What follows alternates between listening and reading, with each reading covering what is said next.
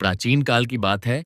एक अत्यंत समृद्ध, विशाल और वैभवशाली नगर में दो सर्वथा भिन्न प्रकार के मनुष्य निवास करते थे। नगर के सबसे ऊंचे और सुरक्षित स्थान पर एक गगनचुंबी अट्टालिका थी, जिसका स्वामी सेठ धनंजय था। धनंजय उस संपूर्ण नगर का सबसे धनी, सबसे शक्तिशाली, परंतु सबसे अधिक अभिमानी व्यापारी था। उसके महल के विशाल और अंधकारमय कक्षों में रखे हुए बड़े-बड़े संदूक असीमित स्वर्ण मुद्राओं, बहुमूल्य रत्नों और आभूषणों से ऊपर तक भरे रहते थे। परंतु यह अथाह संपत्ति उसने किसी धर्म या ईमानदारी के मार्ग से अर्जित नहीं की थी। उसने नगर के निर्धन और असहाय लोगों को अत्यंत भारी सूद के जाल में फंसा रखा था। जो लोग उसका ऋण नहीं चुका पाते थे, वह उनकी भूमि और उनके घर छीन लेता था। द्यूत क्रीड़ा के बड़े-बड़े अड्डे उसी के संरक्षण में चलते थे, जहां युवा अपना सर्वस्व हार जाते थे, और धनंजय उन रोते हुए परिवारों के आंसुओं पर अपने महल की नींव को और अधिक ऊंचा करता जाता था। उसे अपनी इस अपार संपत्ति का भयंकर अहंकार था, और उसका यह दृढ़ विश्वास बन चुका था कि प्रथम पूज्य, विघ्नहर्ता, भगवान गजानन केवल स्वर्ण के आभूषणों और 56 प्रकार के स्वादिष्ट भोगों से ही प्रसन्न होते हैं, और निर्धनों की पुकार तो ईश्वर के कानों तक कभी पहुंच ही नहीं सकती। दूसरी ओर, उसी नगर के सबसे पिछड़े और मलिन कोने में, जहां सूर्य का प्रकाश भी कठिनाई से पहुंचता था, सुमुख नाम का एक अत्यंत निर्धन, अनाथ और शारीरिक रूप से अत्यंत दुर्बल बालक रहता था। सुमुख जन्म से ही अनाथ था। कुपोषण और भयंकर दरिद्रता के कारण उसका शरीर अत्यंत क्षीण हो चुका था, और वह बोलते समय अत्यंत हकलाता था। समाज के लोग उसकी शारीरिक दुर्बलता और उसके हकलाने का निरंतर उपहास उड़ाते थे। सुमुख के पास न तो कोई संदूक था और न ही कोई स्वर्ण। उसके पास रहने के लिए केवल एक टूटी-फूटी घास की झोपड़ी थी। वह दिन भर खेतों में कठोर परिश्रम करता, तपती धूप में अपनी पीठ पर भार ढोता और अत्यंत कठिनाई से जीवन यापन करता था। उसने अपनी झोपड़ी के बाहर कपास का एक छोटा सा बीज बोया था, और वह उसी की देखभाल में अपना समय व्यतीत करता था, ताकि भविष्य में उससे सूत काटकर वह अपने लिए एक वस्त्र बुन सके।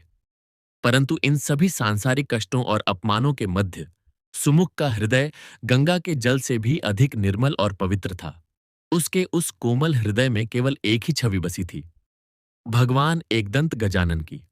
वह जब भी कोई कार्य करता, तो उसके हकलाते हुए होठों से अत्यंत प्रेम और श्रद्धा के साथ एयूएम गण गणपतये नमः और जय गजानन का अत्यंत मधुर और निश्चल गान निकलता रहता था।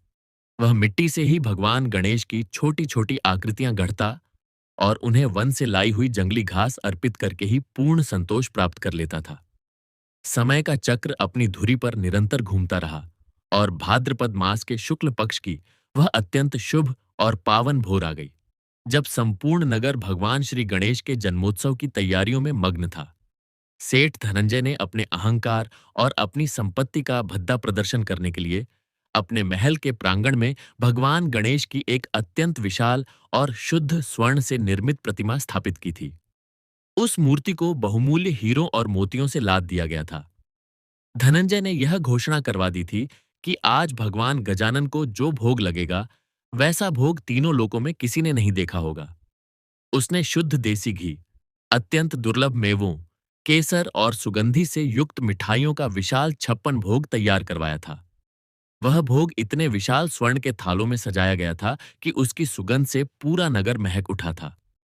प्रांगण में बड़े-बड़े विद्वान पंडित ऊंचे स्वर में मंत्रोच्चारण कर रहे थे। धनंजय अत्यंत बहुमूल्य रेशमी वस्त्र धारण किए हुए, अपने मस्तक पर अहंकार का मुकुट पहने हुए खड़ा था।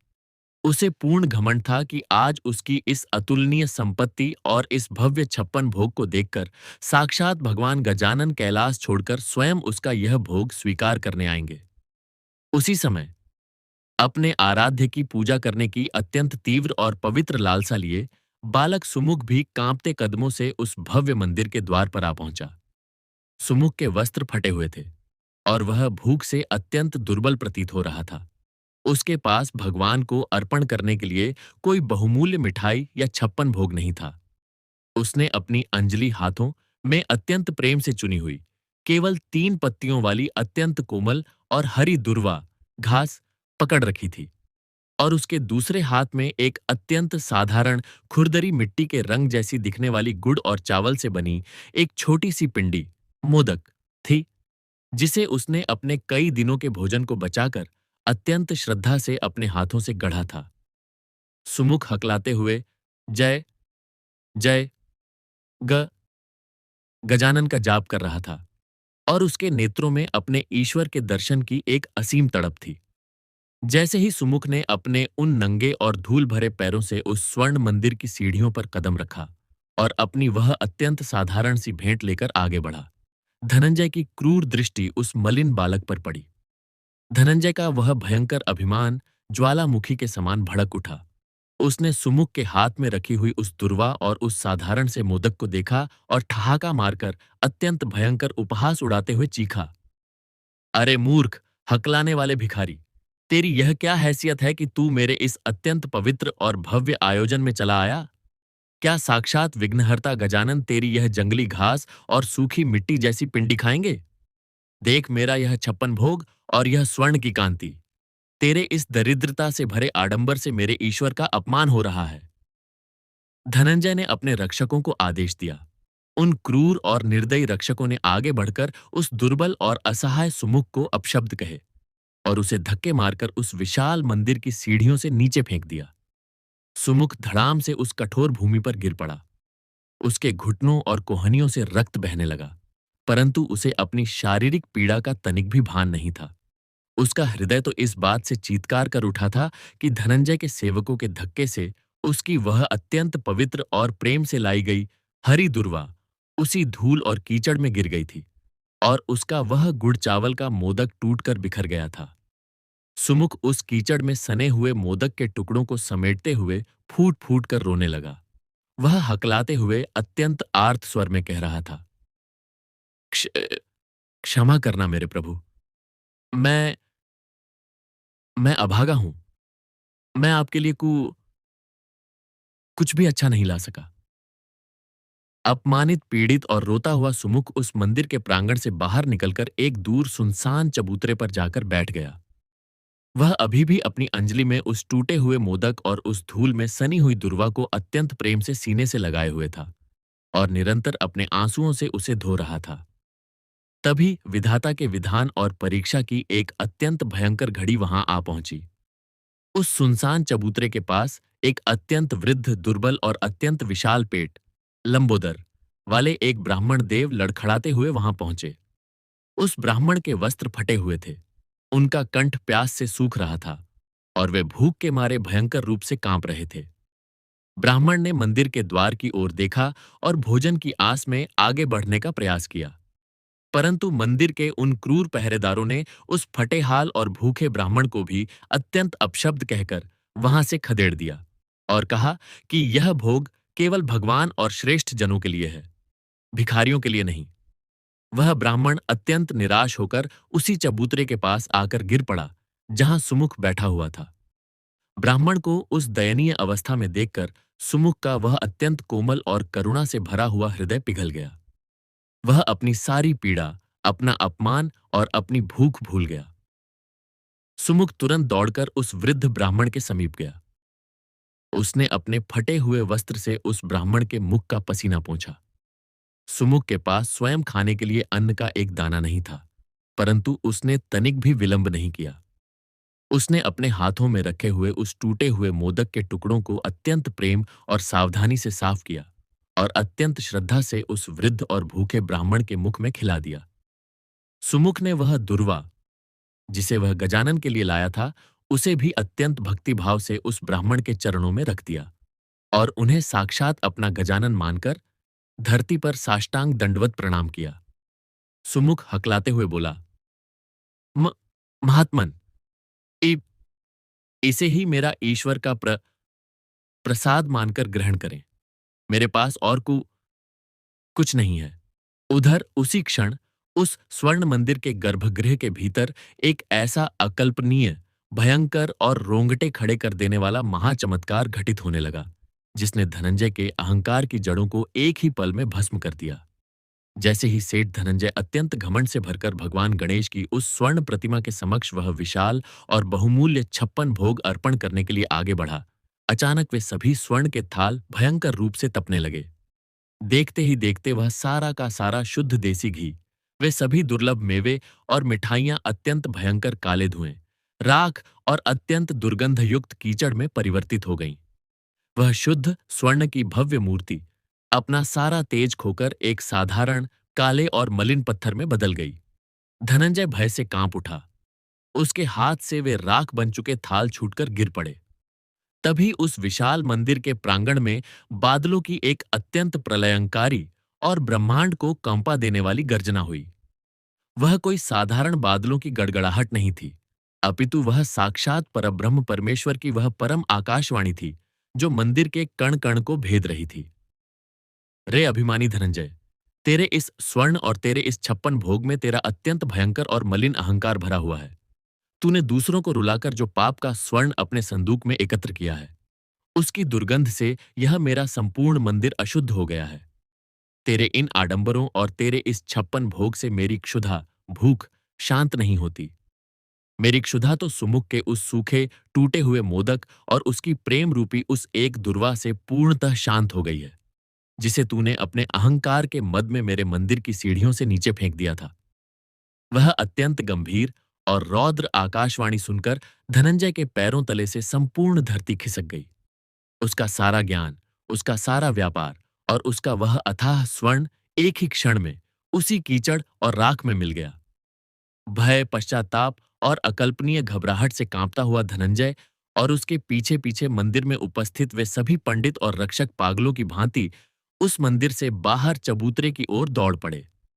जब वे सब हांफते हुए उस चबूतरे के पास पहुंचे, तो वहां का अलौकिक और दिव्य दृश्य देखकर सभी के नेत्र फटे के फटे रह गए। वहां अब कोई साधारण और फटेहाल वृद्ध ब्राह्मण नहीं था। उस चबूतरे के चारों ओर करोड़ों सूर्यों के समान प्रचंड, अलौकिक और अत्यंत शीतल दिव्य प्रकाश फैल रहा था। उस प्रकाश के मध्य साक्षात प्रथम पूज्य, विघ्नहर्ता, लंबोदर भगवान श्री गणेश अपने अत्यंत तेजस्वी, चतुर्भुज और मनमोहक स्वरूप में प्रकट होकर खड़े थे।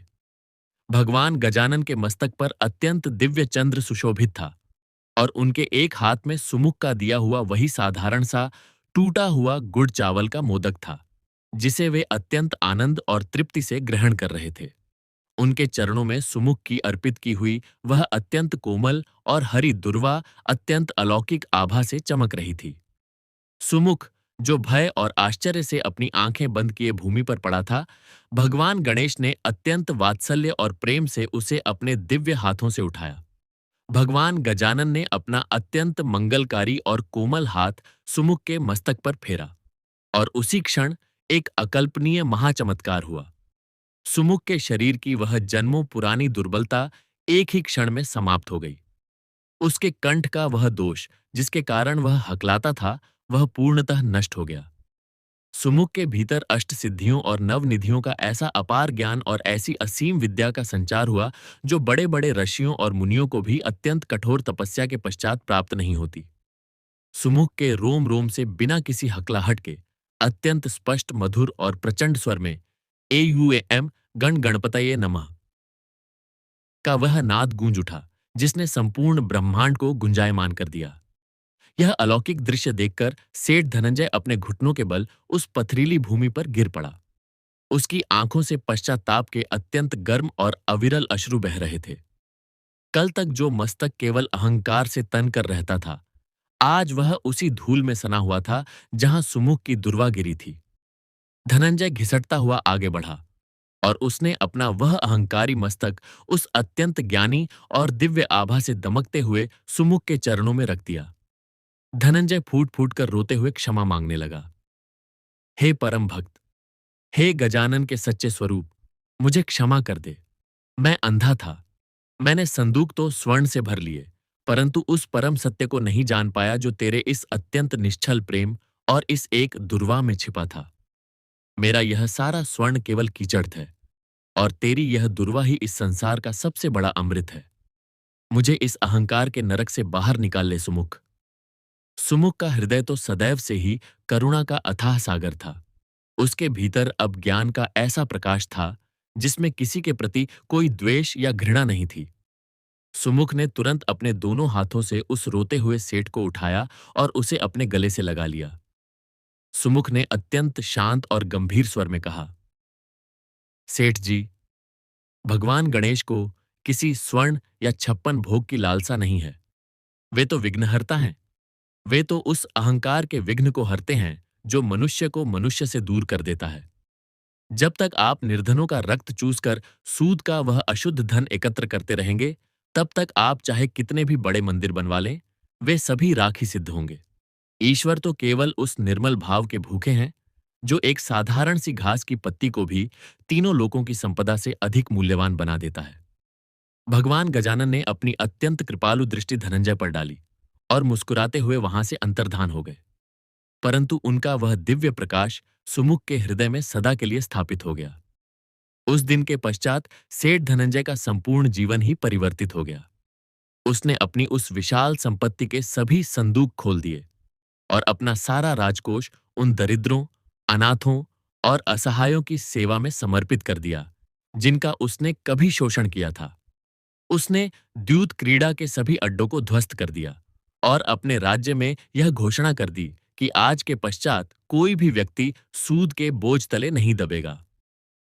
धनंजय अब प्रतिदिन उसी चबूतरे पर आता, वन से स्वयं अपने हाथों से अत्यंत प्रेम पूर्वक दुर्वा चुनकर लाता और अत्यंत श्रद्धा से भगवान गजानन की आराधना करता।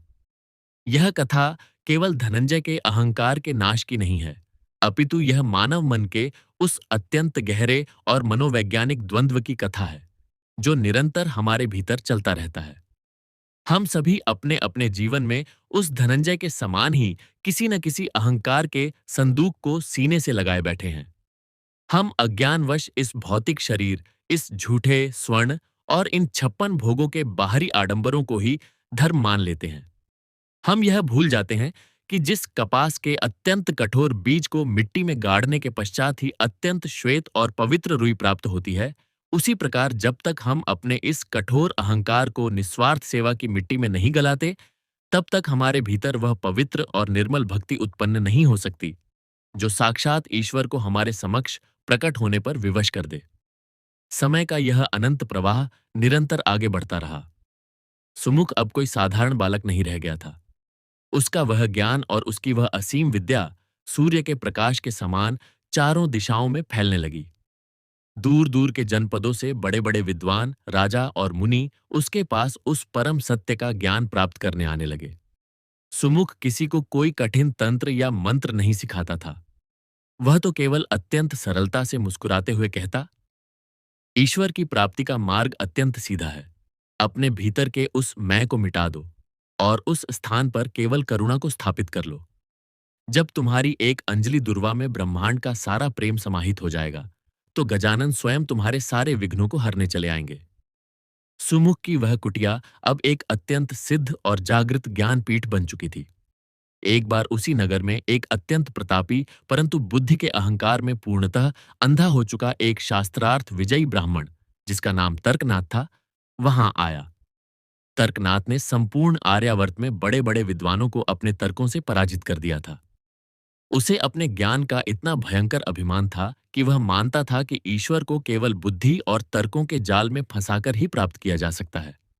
जब उसने सुमुख की ख्याति सुनी, तो वह अपने हजारों शिष्यों के साथ सुमुख को शास्त्रार्थ में पराजित करने और उसे अपमानित करने के उद्देश्य से वहां पहुंचा। तर्कनाथ ने सुमुख की कुटिया के बाहर खड़े होकर अत्यंत दंभ भरे स्वर में कहा, रे अज्ञानी बालक, मैंने सुना है कि तू केवल एक साधारण सी घास की पत्ती से ईश्वर को प्राप्त करने का मिथ्या दावा करता है। मैं इस ब्रह्मांड का सबसे बड़ा ज्ञानी हूं। मेरे पास वेदों और उपनिषदों का वह असीम ज्ञान है जिसके समक्ष अच्छे अच्छे देव भी नतमस्तक हो जाते हैं। बाहर आ और मेरे तर्कों का सामना कर। सिद्ध कर कि ईश्वर भाव के भूखे हैं, ज्ञान के नहीं। यदि तू पराजित हुआ तो मैं तेरी इस कुटिया को नष्ट कर दूंगा और तुझे अपना दास बना लूंगा। सुमुख अपनी कुटिया से बाहर आया। उसके मुख पर वही अत्यंत निर्मल, बाल सुलभ और रहस्यमयी मुस्कान थी। उसने तर्कनाथ के चरणों में एक कोमल दुर्वा रखी और हाथ जोड़कर कहा, हे परम ज्ञानी, आप सत्य कहते हैं। मैं अत्यंत अज्ञानी हूं। मुझे न तो वेदों का ज्ञान है और न ही उपनिषदों के रहस्य ज्ञात हैं। मैं आपसे शास्त्रार्थ कैसे कर सकता हूं? मैं तो अपनी पराजय यूं ही स्वीकार करता हूं। आप जीत गए, मैं हार गया। तर्कनाथ यह सुनकर ठहाका मारकर हंस पड़ा। उसका अहंकार और अधिक फूल गया। उसने अपने शिष्यों की ओर देखते हुए कहा, देखा, यह है इसका सत्य। यह केवल भ्रम फैलाता है। इसके पास कोई ज्ञान नहीं है। परंतु सुमुख ने अत्यंत शांत स्वर में आगे कहा, हे महात्मन, मेरी पराजय तो निश्चित है, परंतु मेरे इस हारने में एक अत्यंत सूक्ष्म प्रश्न छिपा है। आपने अपने तर्कों से संपूर्ण विश्व को जीत लिया है, परंतु क्या आपने उस बुद्धि को जीत लिया है जो ये तर्क उत्पन्न कर रही है? आप ईश्वर को शब्दों के जाल में बांधना चाहते हैं, परंतु ईश्वर तो वह परम शून्यता है, जहां सारे शब्द और सारे तर्क आकर समाप्त हो जाते हैं। जब तक आपके भीतर यह मैं जीत गया का भाव शेष है, तब तक आप साक्षात अज्ञान के अंधकार में हैं। यह दुर्वा जो मैंने आपके चरणों में रखी है, यह कोई साधारण घास नहीं है। यह दुर्वा अपनी जड़ों से अत्यंत गहराई तक भूमि से जुड़ी रहती है। इसे जितना भी काटो, यह पुनः पनप आती है, परंतु यह कभी अपना मस्तक अहंकार से ऊंचा नहीं करती। और जो अहंकार से ऊंचा नहीं होता, उसी के मस्तक पर गजानन विराजमान होते हैं। आपकी बुद्धि अत्यंत तीक्ष्ण है, परंतु वह उस कैंची के समान है जो केवल काटना जानती है, जबकि भक्ति तो उस सुई के समान है जो फटे हुए हृदयों को जोड़ना जानती है। सुमुख के इन अत्यंत सरल परंतु वेदों के सार से भी अधिक गहरे और मनोवैज्ञानिक वचनों ने तर्कनाथ की बुद्धि के उस अत्यंत कठोर और अभेद्य जाल को एक ही क्षण में छिन्न भिन्न कर दिया। तर्कनाथ के मस्तिष्क में जैसे करोड़ों बिजलियां एक साथ कौंध गईं। उसे भान हुआ कि उसने जीवन भर केवल शब्दों के खोखले आवरण को ही एकत्रित किया था, परंतु उस रस को कभी चखा ही नहीं जो उन शब्दों के भीतर छिपा था। उसका वह सारा ज्ञान, जिस पर वह इतना गर्व करता था, सुमुख की उस एक दुर्वा के समक्ष अत्यंत तुच्छ और बौना सिद्ध हो गया। तर्कनाथ का अहंकार पिघल गया। उसके नेत्रों से अश्रु बह निकले। वह अपने घुटनों के बल भूमि पर गिर पड़ा और फूट फूट कर विलाप करते हुए बोला, हे परम सिद्ध, मुझे क्षमा कर दो। मेरा यह ज्ञान केवल मेरा बोझ था। मैंने जीवन भर केवल मस्तिष्क को तपाया, परंतु अपने हृदय को कभी प्रेम से नहीं भीगने दिया। मुझे अपनी शरण में ले लो। मुझे इस तर्क के नरक से मुक्ति दिलाओ। सुमुख ने तुरंत उसे उठाया और कहा, बुद्धि जब तक ईश्वर के चरणों में समर्पित नहीं होती, तब तक वह विनाश का ही कारण बनती है।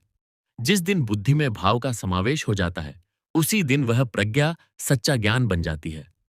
इस प्रकार तर्कनाथ भी अपना सारा अभिमान त्याग कर सुमुख का शिष्य बन गया। सुमुख की यह अत्यंत पावन और अलौकिक जीवन यात्रा किसी एक पड़ाव पर आकर रुकने वाली नहीं थी। वह निरंतर उस सत्य के मार्ग पर अग्रसर था, जहां हर पग पर एक नया अज्ञान नष्ट होता था और एक नई आत्मा उस परम ज्ञान के प्रकाश से आलोकित होती थी। उसके उस अत्यंत साधारण से जीवन ने संपूर्ण आर्यावर्त में एक ऐसी आध्यात्मिक क्रांति ला दी थी, जिसने बड़े बड़े राजाओं, सन्यासियों और महाजनों के हृदयों को झकझोर कर रख दिया था। लोग अब संदूकों में भरे स्वर्ण से नहीं, अपितु अपने भीतर के निस्वार्थ प्रेम से ईश्वर को तोलने लगे थे। एक बार सुमुख चलते चलते एक अत्यंत दुर्गम और रहस्यमयी वन में पहुंचा।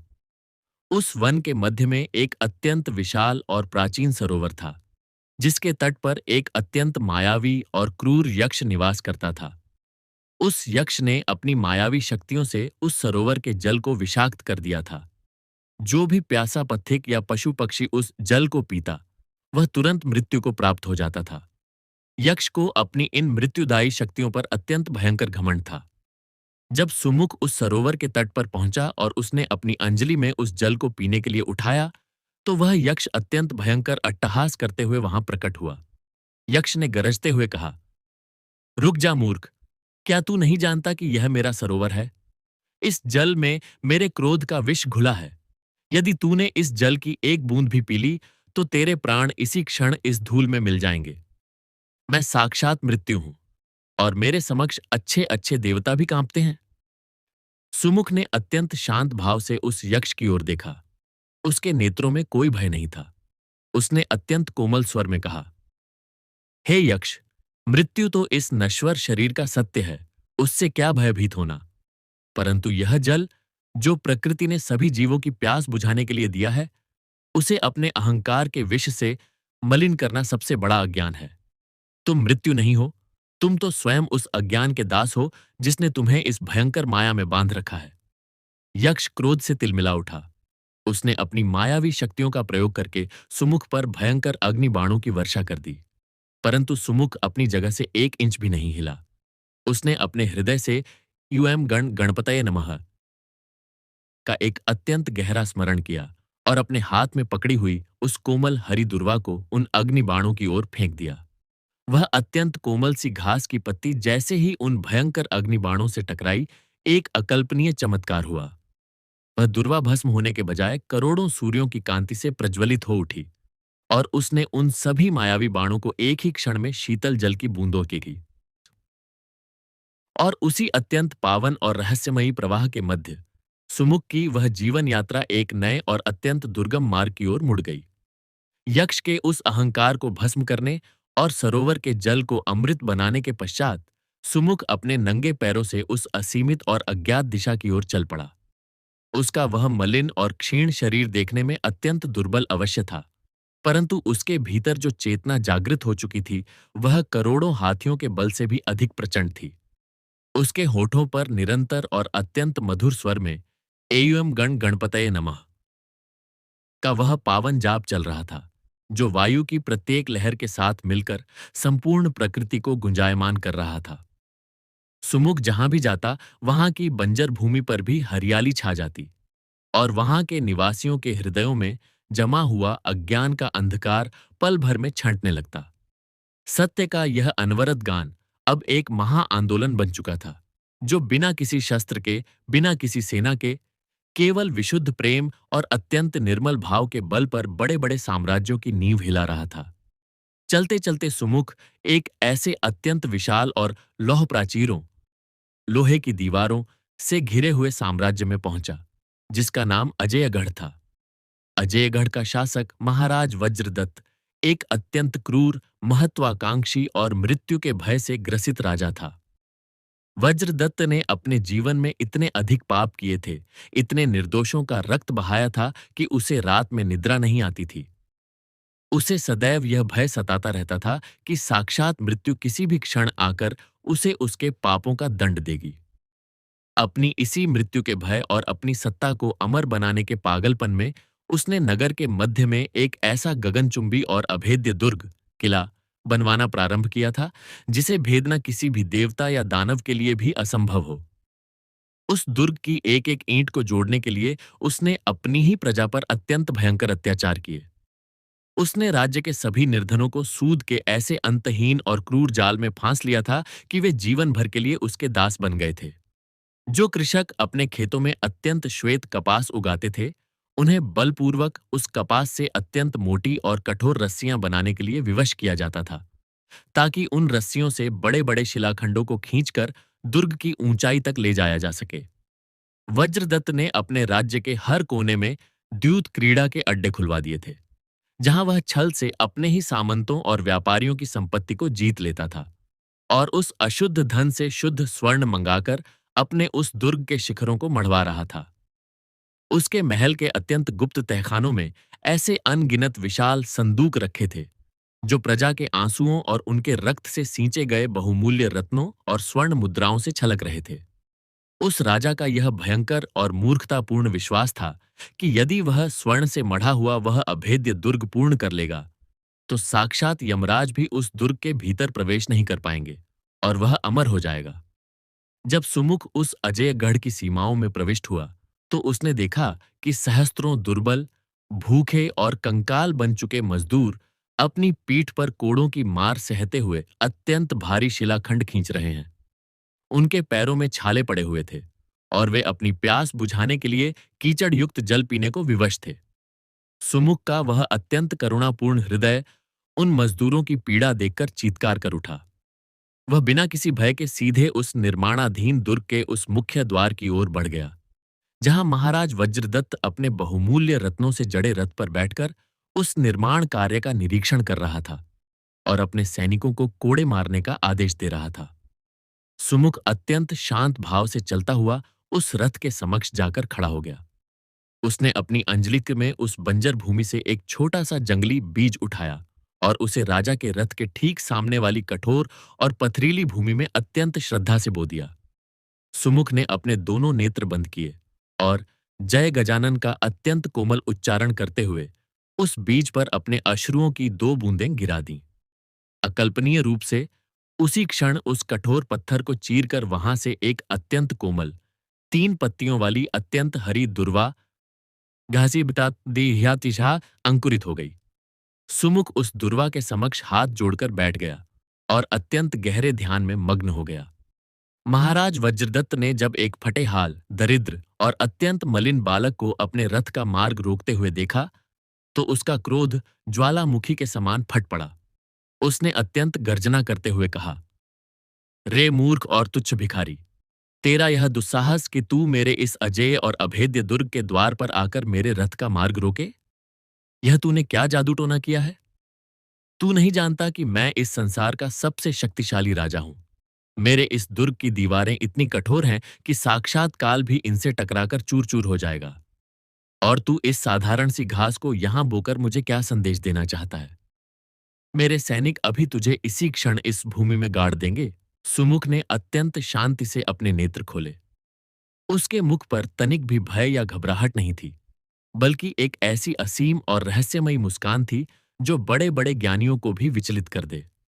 सुमुख ने अत्यंत कोमल परंतु ब्रह्मांड को भेदने वाले स्वर में कहा, हे राजन, आप अत्यंत अज्ञान के अंधकार में भटक रहे हैं। आप जिस मृत्यु से बचने के लिए इन पत्थरों और इस स्वर्ण की दीवारें खड़ी कर रहे हैं, वह मृत्यु तो उसी दिन आपके भीतर प्रवेश कर गई थी, जिस दिन आपने इन निर्दोषों पर सूद का कोड़ा चलाया था और छल से द्यूत क्रीड़ा में उनका सर्वस्व छीन लिया था। यह शरीर, यह सत्ता और यह आपका स्वर्ण केवल एक अत्यंत क्षणभंगुर स्वप्न है। आप इन निर्जीव पत्थरों को जोड़कर अजेय बनना चाहते हैं, परंतु सत्य तो इस अत्यंत कोमल दुर्वा में छिपा है। इस दुर्वा को कोई अहंकार नहीं है, यह भूमि से चिपकी रहती है। बड़े बड़े भयंकर तूफान आते हैं तो विशाल और अभिमानी वृक्ष जड़ से उखड़कर नष्ट हो जाते हैं, परंतु यह कोमल घास केवल अपना मस्तक झुका लेती है और तूफान के गुजर जाने के पश्चात पुनः हरी भरी हो जाती है। आप जितने भी विशाल संदूक भर लें, जितने भी ऊंचे दुर्ग बना लें, आपके अहंकार का वह महल एक दिन अवश्य गिरेगा, परंतु यह निस्वार्थ प्रेम की दुर्वा साक्षात गजानन के मस्तक पर युगों युगों तक सुशोभित रहेगी। वज्रदत्त यह अत्यंत कटु और परम सत्य सुनकर क्रोध से पागल हो गया। उसका वह राजसी दर्प तिलमिला उठा। उसने अपनी अत्यंत भारी और सिद्ध तलवार म्यान से निकाल ली और गरजते हुए बोला, तू मुझे जीवन और मृत्यु का उपदेश देगा? मैं अभी तेरी इस मूर्खतापूर्ण दुर्वा को अपने रथ के पहियों तले कुचलता हूं और तेरे प्राण लेकर इस दुर्ग की नींव में तेरा रक्त चढ़ाता हूं।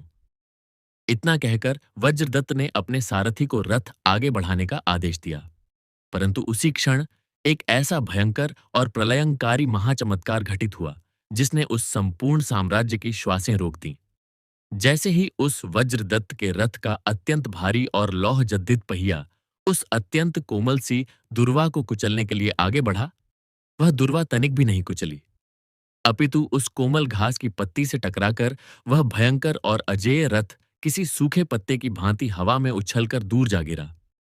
वज्रदत्त भूमि पर आ गिरा और उसकी वह भारी तलवार टूटकर 2 खंडों में विभक्त हो गई। अचानक आकाश में अत्यंत घने और काले प्रलयंकारी मेघ घिर आए। दिन के उस उजाले में भयंकर अंधकार छा गया और फिर धरती के भीतर से एक ऐसी अत्यंत भयंकर और कंपा देने वाली कंपन उत्पन्न हुई जिसे वहां के लोगों ने आज तक अनुभव नहीं किया था। वह कोई साधारण भूकंप नहीं था, अपितु वह साक्षात प्रकृति के परम क्रोध का प्रकटीकरण था।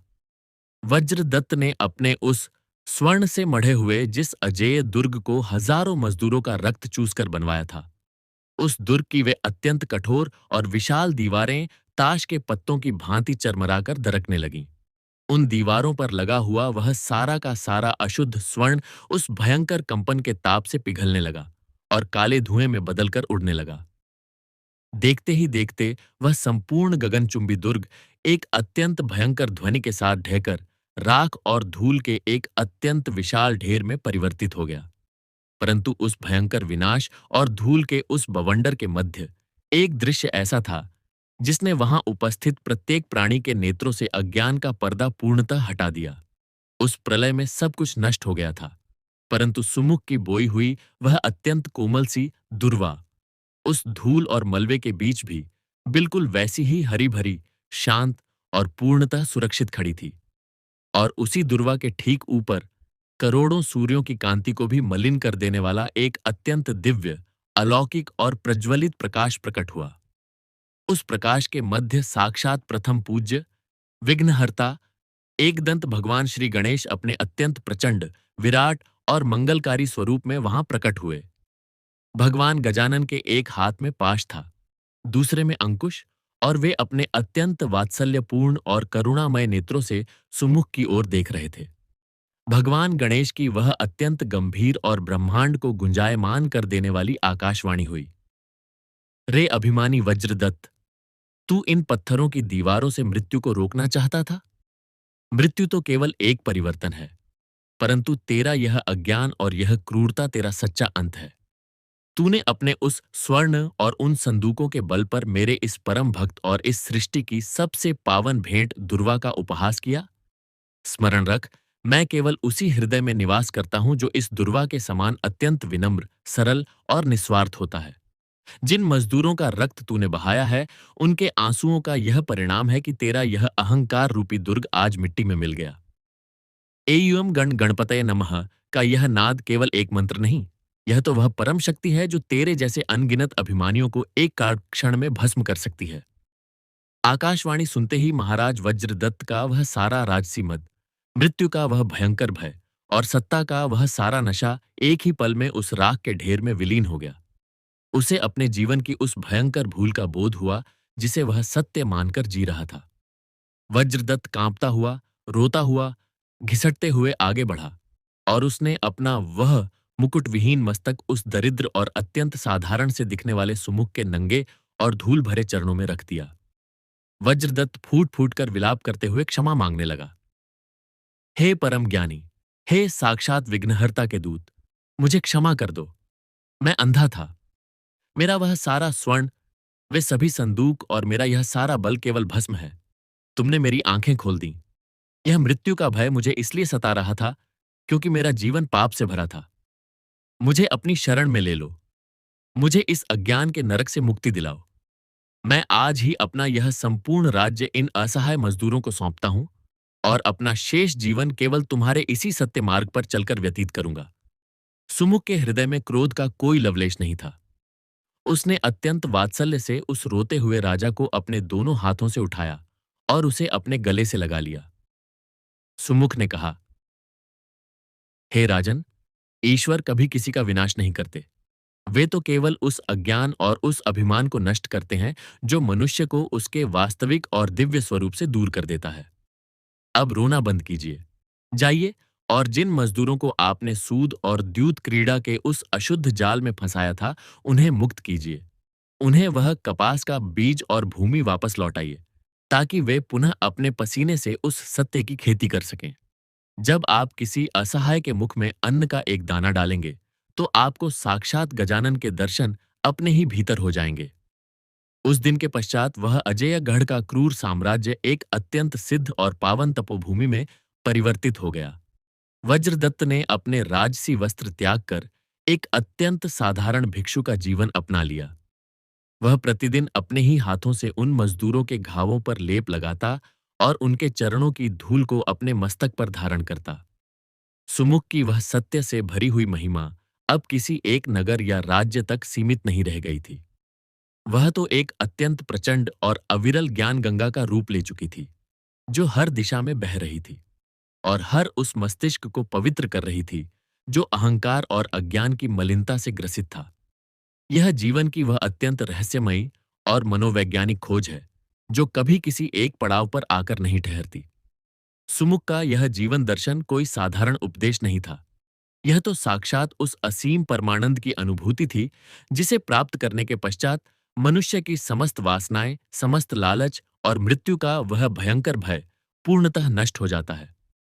सुमुख अपनी उस अत्यंत पावन और अलौकिक मस्ती में झूमते हुए निरंतर जय गजानन और ओम गण गणपतये नमः का गान करते हुए उन असीमित और अनजान पथों पर आगे बढ़ता रहा।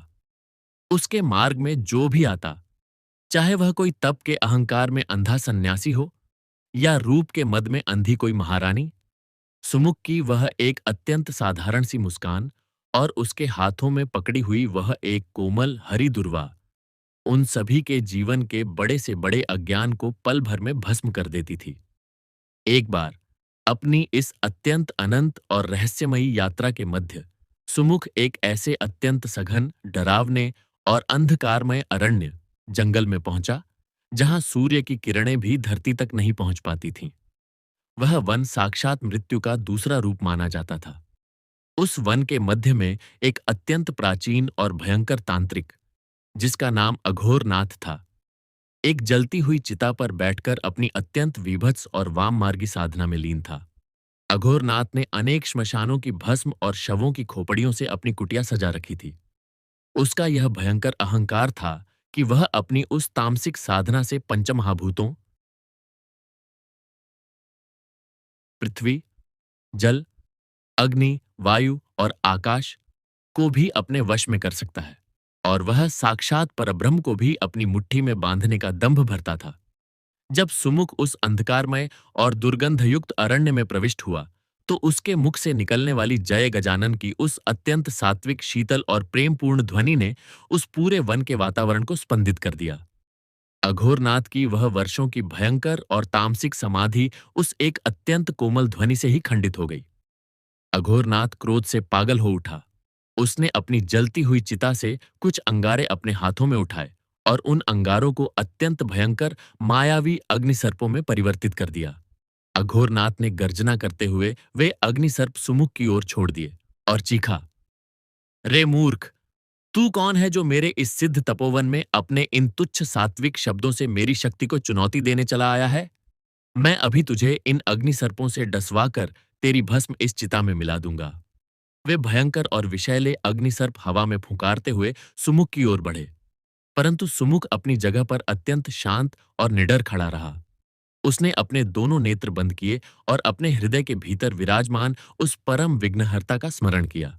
उसने भूमि से अत्यंत श्रद्धापूर्वक एक साधारण सी दुर्वा की पत्ती उठाई और उसे उन आते हुए भयंकर अग्निसर्पों की ओर अत्यंत प्रेम से उछाल दिया, और उसी क्षण ब्रह्मांड का वह अत्यंत परम और रहस्यमयी नियम अपना कार्य करने लगा। वह कोमल सी दुर्वा की पत्ती जैसे ही उन भयंकर अग्निसर्पों के संपर्क में आई, वे सर्प भस्म नहीं हुए, अपितु वे अत्यंत शीतल और पवित्र जल की धाराओं में परिवर्तित हो गए और सुमुख के चरणों को पखारते हुए उसी भूमि में समा गए। अघोरनाथ का वह सारा तांत्रिक ज्ञान, उसकी वह सारी तामसिक माया और उसका वह भयंकर अघोरी अहंकार उस एक दुर्वा की अत्यंत पवित्र शक्ति के समक्ष शून्य सिद्ध हो गया। अघोरनाथ का शरीर कांपने लगा। उसकी वह चिता स्वयं ही बुझ गई। अघोरनाथ चीत्कार करते हुए सुमुख के चरणों में गिर पड़ा।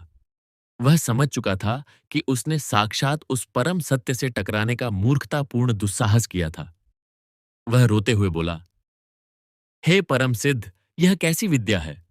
मैंने जीवन भर तंत्र और मृत्यु की साधना की, परंतु तेरी इस साधारण सी घास की पत्ती ने मेरी संपूर्ण शक्तियों को जल में कैसे बदल दिया? मुझे यह ज्ञान दे दे, मैं तेरे सभी आदेशों का पालन करूंगा।